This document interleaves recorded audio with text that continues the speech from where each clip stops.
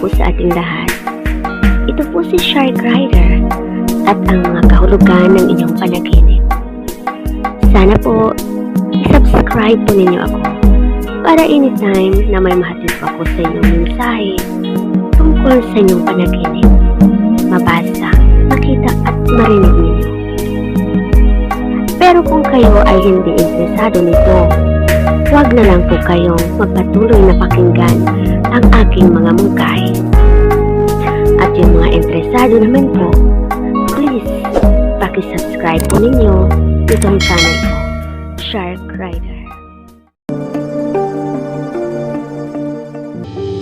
Ang tatalakayin ko ngayong araw na ito ay tungkol sa inyong kaibigan na nagpapakita sa inyong panaginip.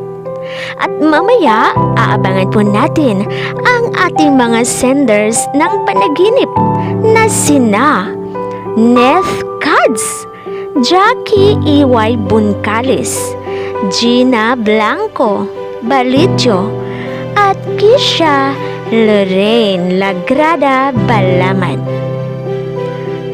At ngayon, tatalakayin ko na ang tungkol sa iyong kaibigan sa panaginip ninyo.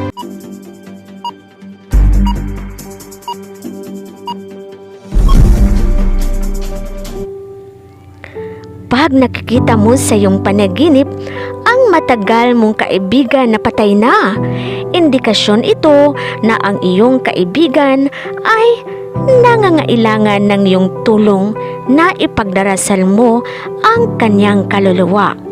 Siya ay nangulila sa iyo. Pag sa iyong panaginip naman ay nakikita mo ang iyong kaibigan na dala-dala niya ang plastic bag at ibinigay ito sa iyo. Ibig sabihin na ang iyong kaibigan ay mapagkunwari sa iyo. Naging plastic ang ugali ng kaibigan mo.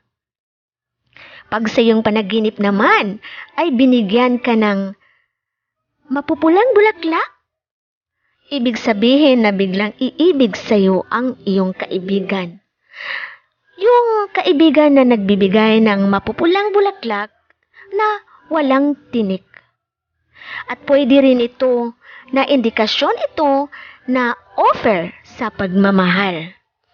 At sa iyong panaginip naman ay galit ka sa iyong kaibigan at umiiyak ka na sa galit sa iyong panaginip.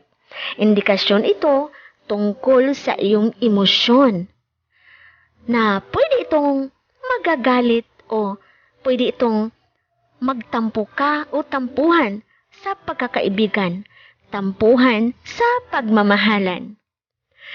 Paalala ko lang, pag nanaginip kayo tungkol sa inyong kaibigan, ito ay nagdidepende sa detalye o pangyayari sa inyong panaginip ang bawat kahulugan nito. Pwede kayong mag-comment o magtanong sa channel na ito at aming sasagutin ang kahulugan sa inyong panaginip tungkol sa inyong kaibigan hanggang sa aming makakaya.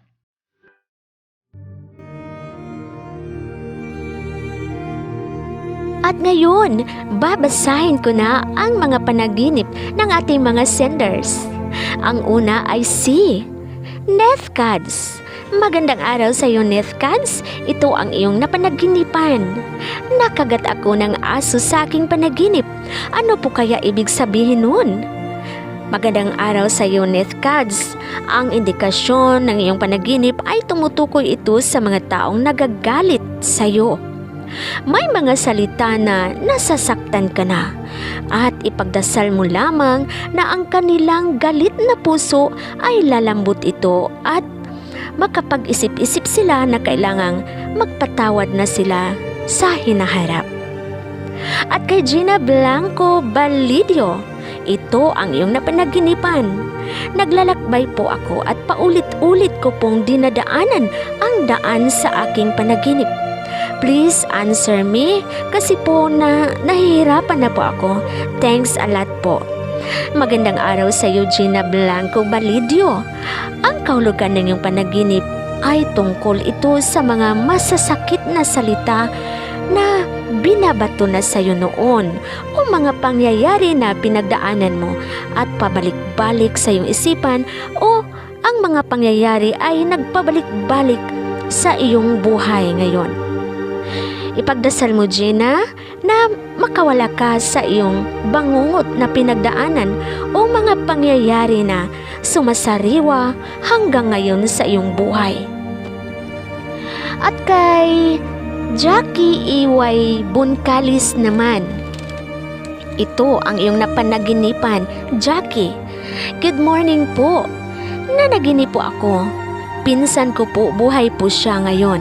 Pero sa panaginip ko, kaluluwa na po siya. Tapos nagpakita siya sa akin at sabi niya na namatay daw ang nanay ko.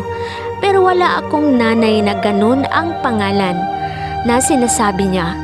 Nagising po ako at sobrang takot at umiinom ako ng tubig.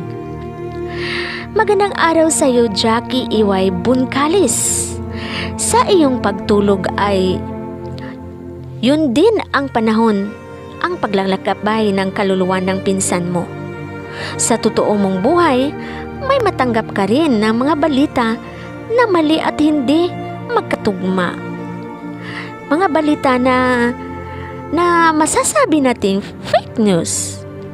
Ang tungkol sa iyong ina naman ay nagpahiwatig na may gustong ayusing gusot o pagbabago sa kanyang sarili o kaya sa kanyang pamumuhay.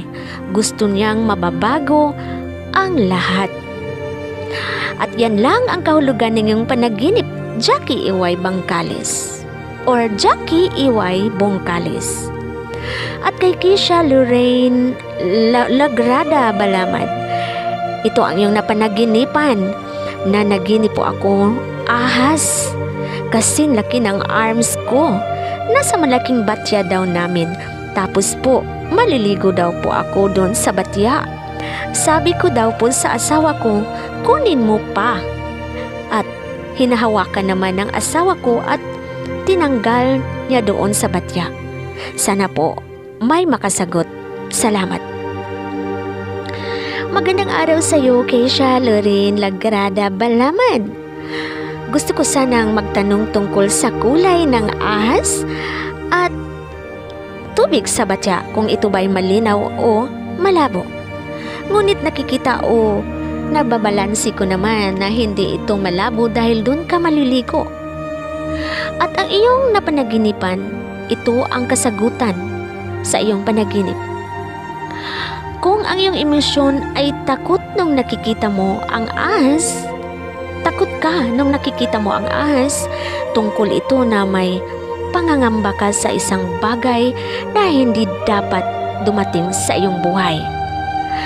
At mabutit hindi ka nakagat ng ahas, Lorraine, kasi maraming simbolo ang ahas. Ang kulay at galaw nito ay may kahulugan.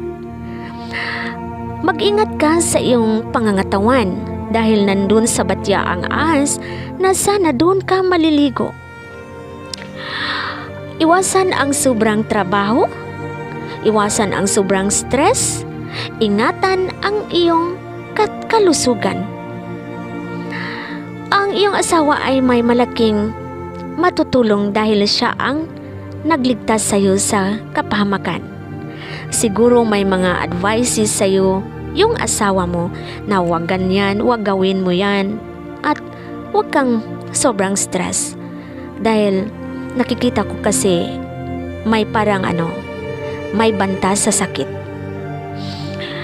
At tandaan din ninyo na huwag magalit kaagad sa mga taong nakapagdudulot kahinaan sa inyong puso at isipan. Yan lang ang kahulugan ng iyong napanaginipan kay Lorraine Lagrada Balamad. Yan lang po ang kahulugan ng inyong mga panaginip base sa detalye o pangyayari sa inyong napanaginipan. Ang panaginip ay gabay lamang sa ating buhay araw-araw. Ang panaginip ay salamin sa ating emosyon, mental at pisikal.